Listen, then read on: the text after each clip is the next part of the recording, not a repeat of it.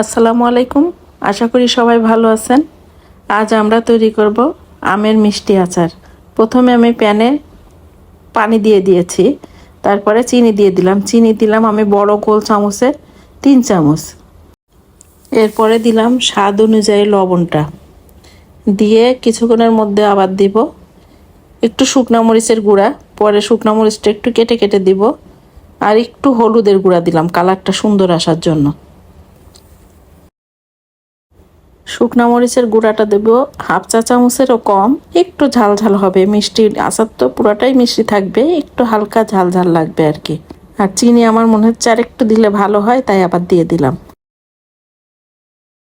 মশলার পানিটা বলক এসে গেলে তারপরে আম দিয়ে দিব।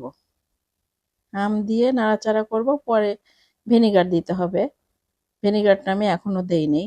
আর এই আচারে একটু পানি দিয়েছি যেহেতু চিনিটা একটু গলে যায়, আর নষ্ট হবে না। এটা তো ফ্রিজে থাকবে, নষ্ট হবে না। আমি কাশ্মীরি আচার বানাই, সেটাতেও পানি দেই না, কিন্তু এটাতে আমি একটু পানি দিয়েছি। এই আচারটা বানানো কিন্তু খুব সহজ সহজ হয়, খাওয়াটাও মজা হয়। আর আমার বাসায় তো মিষ্টি আচারটাই পছন্দ করে সবাই। ঝাল আচারের থেকে মিষ্টি আচারটা বেশি চলে আমার বাসায়, ওই জন্য আমার মিষ্টি আচারটাই করতে হয়, কয়েক রকম করতে হয় মিষ্টি আচার। আমি এখন আচারের মশলাটা দিয়ে দিব। আচারের মশলার সাথে আমার মরিচ দেওয়া আছে, এজন্য বাড়তি মরিচ আর দিচ্ছি না। কেটে কেটে দিতে চেয়েছিলাম, কিন্তু এখন আর দেওয়া হয় নাই। এই আচারের মশলার ভিতরেই ছিল, ওইটাই দেওয়া হয়ে গিয়েছে। এখন আমি ছিরকা দিয়ে দিলাম। ছিরকেটা দিয়ে আরো নাড়াচাড়া করতে হবে, আর কিছুক্ষণ নাড়াচাড়া করবো, ভেঙে যাবে না, আচারগুলো আস্তেই থাকবে।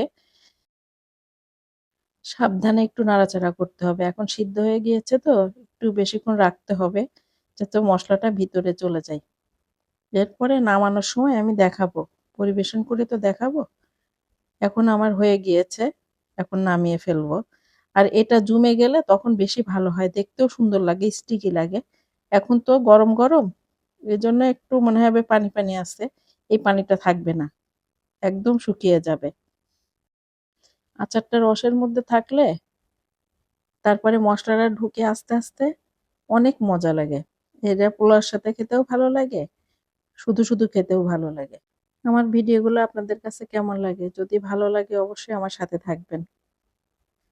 আর আমার পরিবেশন করা হয়ে গিয়েছে, এই যে ফাইনাল লুকটা এটা হয়েছে। এটা যখন রসটা টেনে যাবে আরো সুন্দর হয়ে যাবে। এই যে আস্তে আস্তে টেনে গিয়েছে।